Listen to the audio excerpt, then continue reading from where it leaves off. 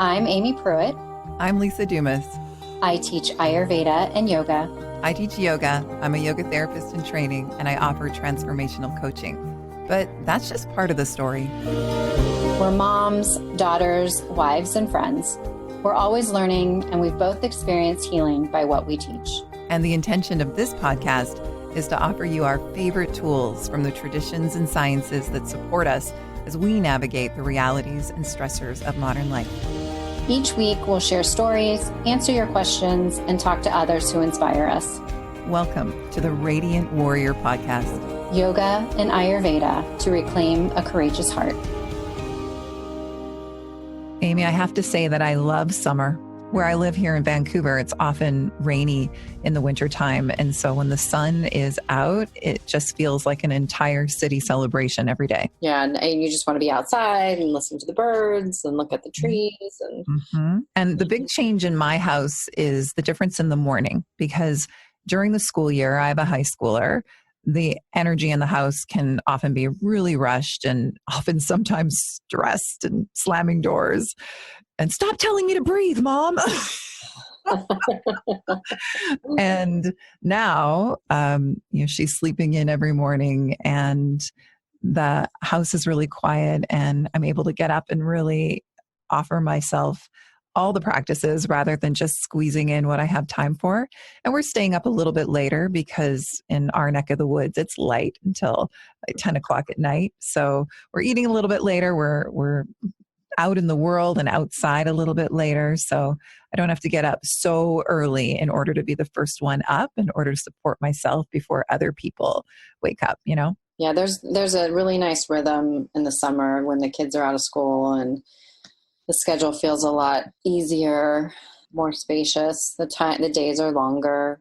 Mm-hmm. Yeah. It's a really nice time of year. Are you having a good week? What's been going on? I have been. I am coming off of a 4-day stretch at the hospital. So I'm trying to also spend some time outside and really, I feel like summer just kind of hit here.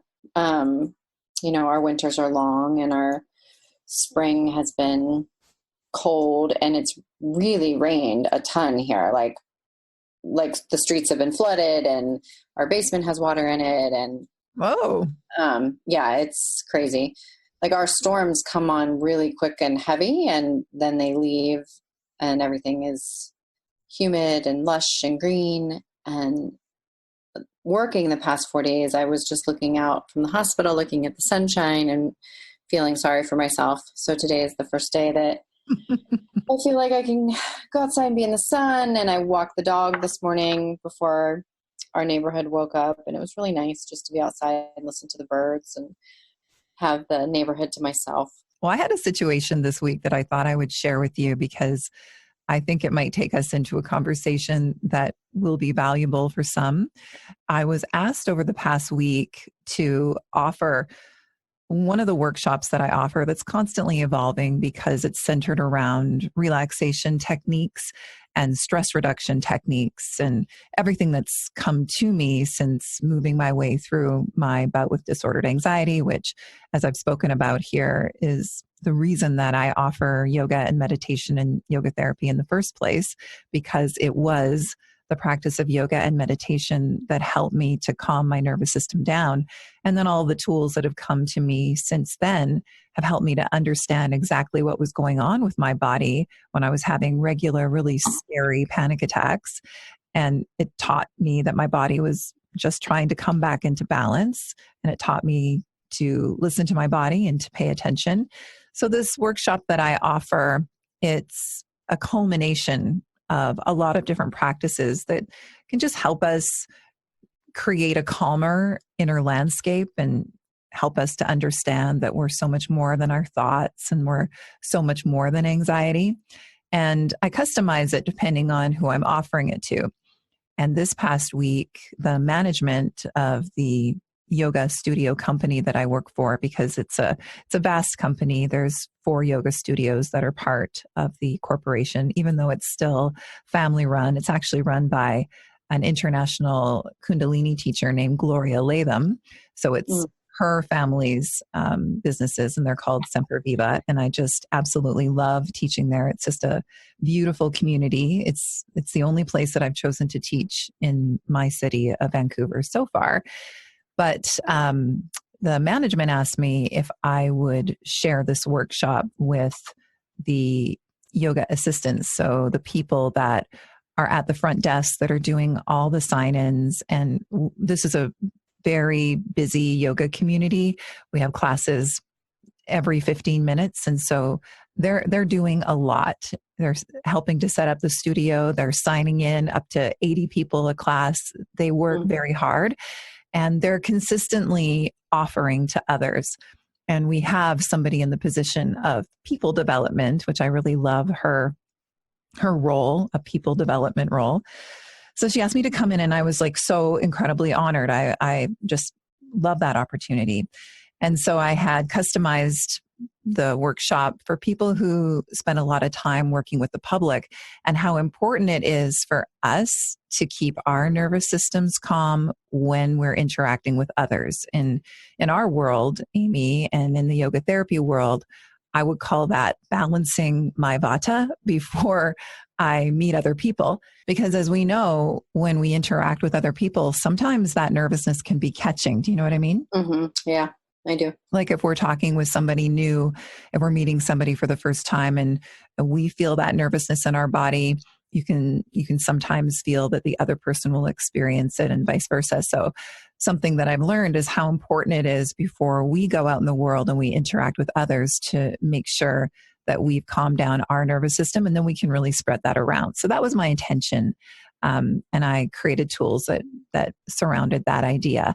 But what I didn't know is that the people development person had invited the teaching faculty to come and experience the practice as well, which is wonderful. The more the merrier. That's why I want to do this podcast in the first place, is to just offer what's helped me, because I know so many people are still struggling with anxiety and not talking about it.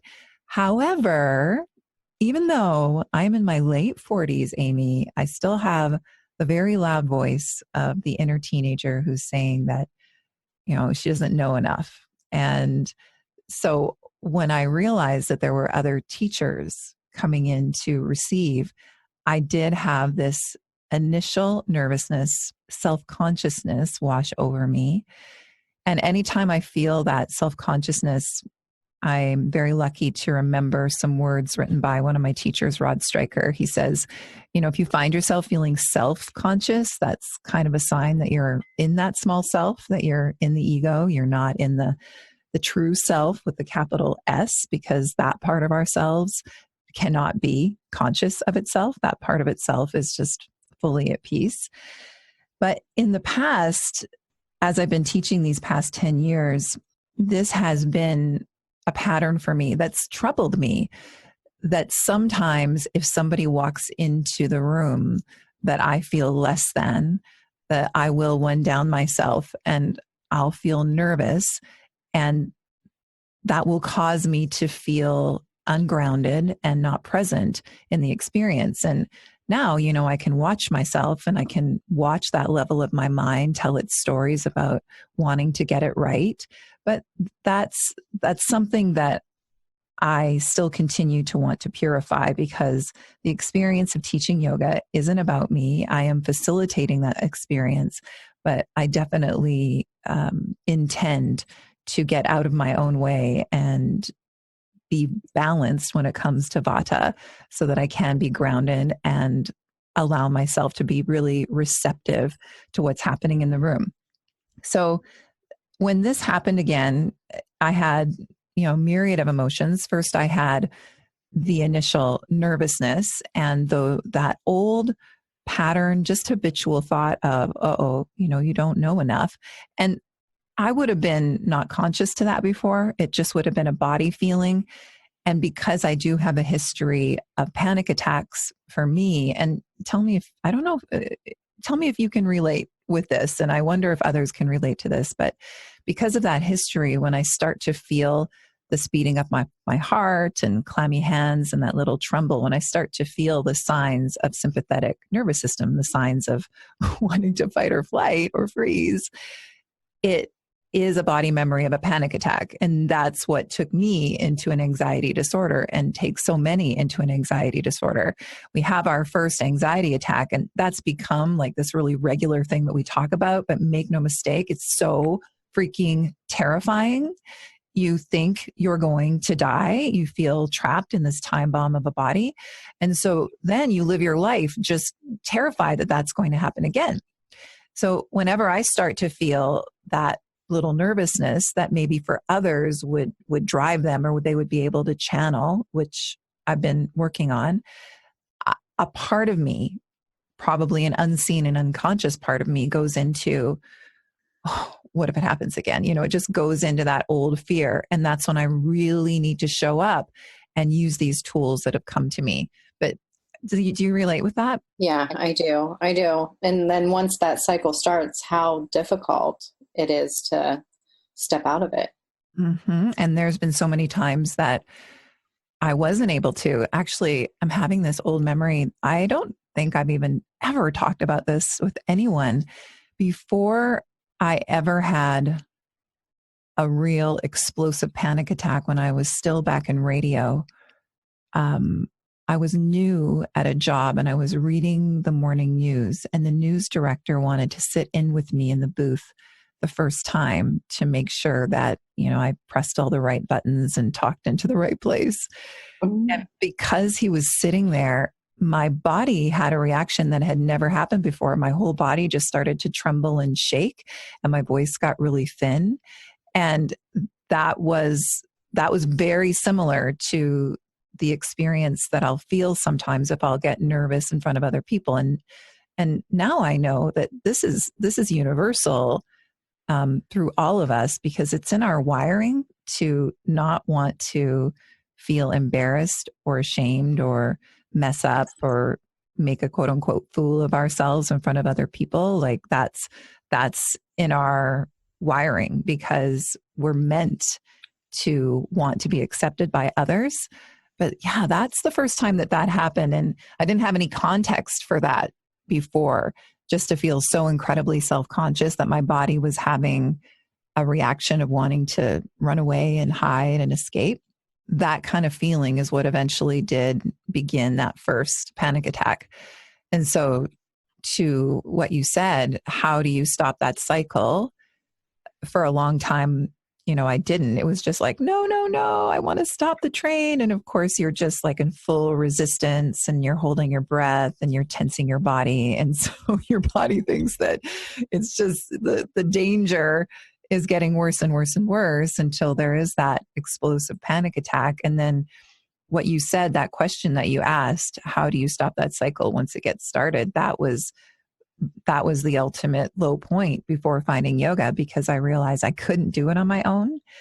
And, just like that point of surrender that many of us have to come when we realize that we're powerless in the face of, an addiction or a fear. I almost feel like that's a step that has to occur. All right, I can't do this on my own, and I need to ask for help. I need to surrender, and I need to know that there's a better way, because living like this cannot be sustainable anymore. The reason that this story is so important to share is because it was the quickest time that I was able to find another voice rather than the fearful voice. So normally when that happened, what I would do is do what I could do to come back into the present moment, into present-centered thinking. I would feel my feet on the ground and recognize that in that moment, everything was fine. There was nothing to fear. I would recognize that we're all in this together. There's not one person that's better or worse. And I would find my breath and I would continue, but there would still be an awareness of a voice telling me, you better not mess up, which that's not happening in the present moment. So I wouldn't be completely and fully available, which is my intention. I want to be completely available to the room and to the psychodynamics of the room and what's coming up so I can serve the best that I can. What was different about this time is the time it took from the awareness of, all right, self-consciousness and nervousness to what else I was able to draw from. And the difference was I was able to cultivate a different, truer voice to soothe that inner self-doubting teenager. And that voice said, you know what? You have something to offer. You have something to offer. You have something worthwhile to share. And in this moment, it's your responsibility to do that. And that really served to calm me down. It really served to say, that's right. And I don't want anything to get in the way of what I want to offer. I don't want anything to cloud what it is that I'm here to do. And so after that, a few deep breaths. And to be honest, nothing that I've ever shared has ever gone so well. And the way I measure that is my ability to just be there moment to moment, just receiving the experience word by word and breath by breath, being incredibly present. And then, interestingly enough, at the end of the experience, we had time for sharing, which is beautiful. And that's what came up. You know, a lot of the people that work at the desk in those studios are also newer teachers or not teaching for a long time. And what came up was that we're all experiencing that. And it's such a reminder. I think we all know this. When we are in an experience when we're in front of people, whether that be teaching a yoga class or just in a social situation where there's a lot of people around, you might even be telling a story at the dinner table and be hit with that self-consciousness. I think there's almost a feeling that everybody else has it together and you're the one that's internally a mess. But the truth is, everybody, this is universal. We're all fighting this internal battle within. And so it was just so validating to have a conversation with all these other teachers that this is what we all struggle with. This is what we all feel. And it's not our fault either. You know, we're struggling with this ancient wiring in our brains that wants to be seen and heard and accepted and kept in good standing with our group because we're wired for survival. Yeah. When I was listening to you tell this story, I was thinking that, you know, we really are wired in a way that if we mess up or if we make a mistake or we're laughed at or we're thought, or if we perceive that we're thought less of, that it can bring up these feelings like we might actually die of humiliation or shame, that the fear seems very real that you might actually die, you know, if you mess up in front of a group of people like that. It's been proven that from a physiological perspective, when we feel deep shame and humiliation, there is the same experience in the physical body as being mortally wounded. So you're absolutely right. You know, we have the feeling that we actually want to disappear, right? We have a feeling that we don't want to exist in that space anymore. Sometimes we have the feeling that our legs are completely like rubber. It is an experience in the body that is akin to being wounded. And it's also been found that it isn't helpful. You know, the emotion of guilt helps us to do the right thing and show up as who we want to be in our lives. But the emotion of shame, actually, it prevents us from showing up as who we want to be. It prevents us from stepping into that best version of ourselves.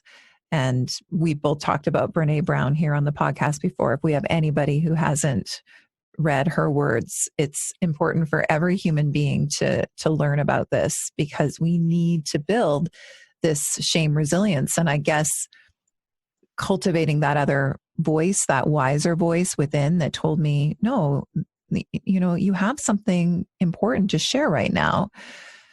That was my way of building up shame resilience. And I did want to offer that because for me, every practice that I have cultivated over the past decade is all to arrive at this place of nothing to hide and nothing to prove. It's a pretty nice place to arrive to.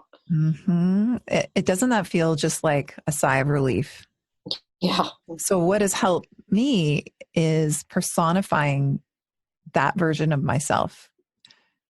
Like we all have these unconscious symbols in our mind, archetypes that are the personifications of different qualities. And it can be helpful to imagine like an embodiment of a quality that you'd like to step into.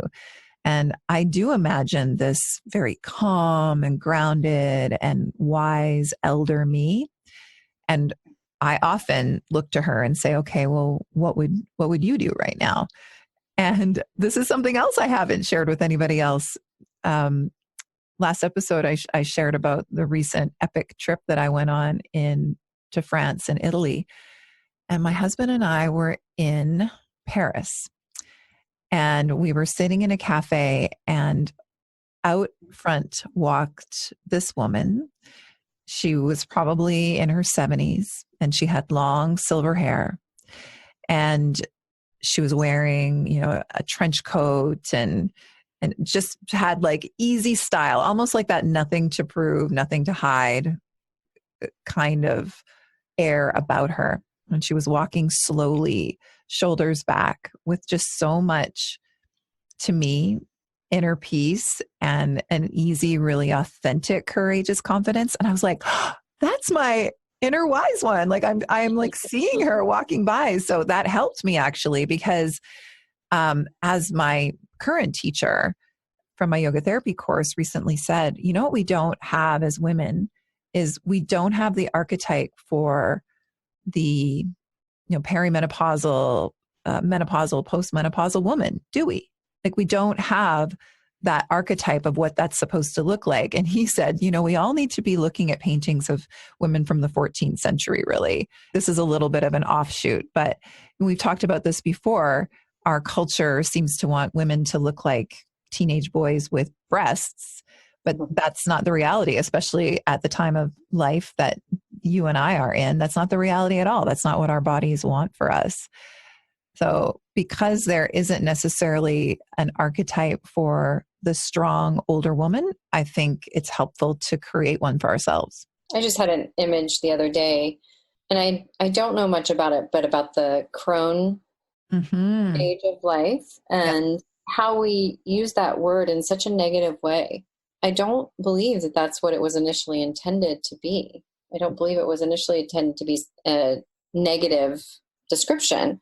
When you think of a crone, you might come to mind not so pleasant images, but I think it was initially intended to be, a wise woman. Oh, absolutely. And other cultures really do honor their elders, and it's elders that have the wisdom. But unfortunately, our culture, it's celebrating youth. And as we know, listen, there's such beauty and dynamism in youth. I absolutely love watching my teenage daughter, but we learn as we grow and we build shame resilience, oftentimes not by some of these practices that we're sharing, but by experience and doing it even though we're afraid, and showing ourselves that we can do it and we didn't die. That's just something that comes with time. Yeah, all the experiences that you have survived up until today are really what make up your wisdom. That reminds me of another aspect of this that I wanted to share. I think we can probably all relate to having situations where nervousness has come, and that has either caused us to underperform or cross our own boundary and not show up as we had intended to, or not show up authentically, or move into people pleasing, or even moving into hiding and choosing not to step up and move out into the world at all. I know that we can all relate with those situations. And so something else that you said just reminded me of a tool that is also super useful for me. And that's thinking about the times when you were stronger than you thought. It's all about building that inner resource of strength. And I think we all have memories when we were afraid to do something and we didn't think that we could, but we did. You know, we persevered. Honestly, one of the things that I think about when I'm afraid, this is another tool that I have, is I think about having my daughter and the incredible strength that that took. And then I remind myself, if you can do that, you can do this. Right. My God, yes. Yeah. I also think about doing things for her too. Like when I feel nervous to do something, I think, well, on some level of her that I was afraid to do something, but I did it anyway. So I oftentimes take myself out of it and I kind of offer the whole experience to somebody else. So you're a teacher too, Amy, and now you are a manager. You're a boss and you're talking with other teachers all the time. Tell me what's coming up for you as I'm sharing this story about teaching and self-consciousness, and how do you handle it? What are your best practices? Well, I think being in the role of the teacher, only you are privy to what's actually going on inside your own head. So I think even though you may be experiencing a lot of self-doubt or negative self-talk or just uncertainty in how you're doing teaching to a group of people, that may not be as a parent, or maybe not a parent at all to your students. They don't get to hear what's going on inside of our head. And, I think that's something to remember. And I know what it's like to be in the role of a teacher and have those thoughts and ideas and conversations with myself. And then I also know what it's like to be a student in the class of other teachers. And I really can't think of an experience where a teacher bombed so bad that, they should have been taken off with a hook, with that hook that comes out from the side of the stage and just takes somebody away because they've bombed. I think there's what we perceive our own experience to be versus what maybe translates out into the world is one thing. Mm-hmm. Mm-hmm. And I think also owning that we're human and being vocal about that. I remember taking a class from another teacher, and at the beginning of the class, she was saying, I'm nervous. I'm so nervous. And this is what I'm feeling. And she put her hands on her heart and she said, I feel my heartbeat right now. And I feel like I'm, having a hard time taking a deeper breath. And we all took a deep breath. And she said, let's put our feet on the floor. And all the tools that she was offering us, to watch her use those tools right in front of us to help center herself, was an incredibly centering experience for us. And it made her so much more human to us, that she wasn't this perfect teacher that was all wise and knowing, but that she was actually a human being, and it made her so much more relatable. And that's another way that we can offer ourselves shame resilience that Brene Brown talks about, is as soon as we speak about our shame, it completely dissipates it. But the more that we hold it in or try to ignore it or hide it or silence ourselves, it just gets bigger and bigger and bigger. Yeah, and I think it's a real gift to others when you share things that you're experiencing, because then it helps bring it out of them too. It helps bring it out of the dark for them. They're then able to speak about it because you have talked about it. So I think even that not only helps you, but also helps your students, your audience, the people that you're trying to reach. That's my why. And I think about that why even before sitting down in the chair here and talking to you. The why is, I want to talk about what it was like to have disordered anxiety. I want to talk about what helped me and what didn't, and the reality of that, because I know what it was like to be hiding it. And I know what it was like to feel like I was just so messed up and broken because of it. And we're all so much more alike than we are different. And as soon as we start sharing our stories, that's what we find. I totally agree. Speaking of shame, when I think about shame, something that inevitably I think needs to be said in the conversation is how when even when we remember a time when we were embarrassed or we felt like we humiliated ourselves or we said the wrong thing, even when we remember that, our body has that same experience of shame, you know? Mm-hmm. And speaking of talking about what's actually going on behind the scenes in real time, while we've been recording, the computer has shut down and frozen like 4 different times.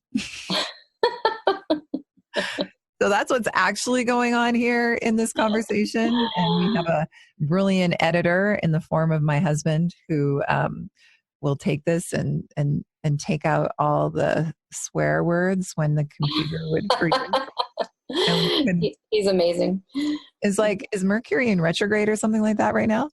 Maybe. But technology has lessons to teach us, I think, sometimes. That's probably the last thing that I want to fit in here before it shuts down on us again, is that I think that this is a phenomenon that many of us feel in the online, unreal world as well, that we can have a lot of shame in a sense of, well, who am I to post this, or who am I to write this blog, or who am I to release this video?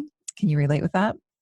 Yeah, completely. And people are going to read it or listen to it or watch it and think, who is she? Who does she think she is? Or they'll laugh, or they'll find all the grammatical errors, or they'll be annoyed.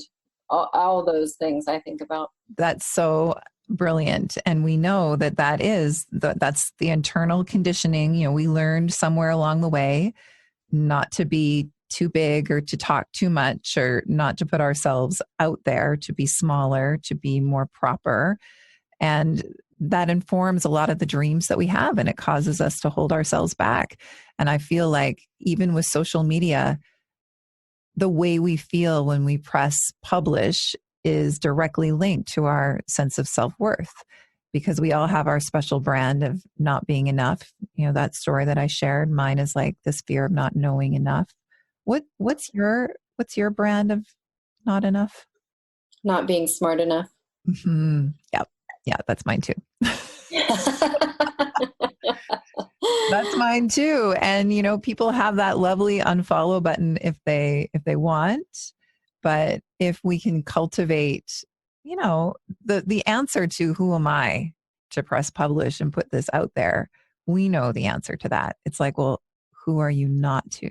Yes, I agree. And it's easy to say it. It's easy for me to say that to you because I see how special and brilliant you are. It's much more difficult to say it to myself Mm-hmm.